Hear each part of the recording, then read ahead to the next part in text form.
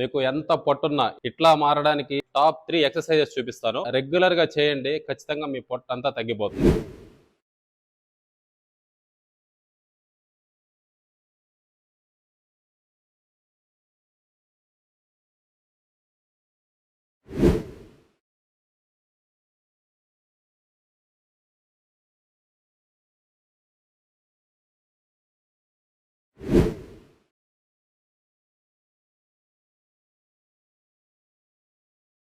ఈ top 3 exercises పొట్టని తగ్గించేయి కదా అని ప్రతిరోజు వచ్చి ఇవి మాత్రమే చేస్తే మీ పొట్ట అస్సలు తగ్గదు.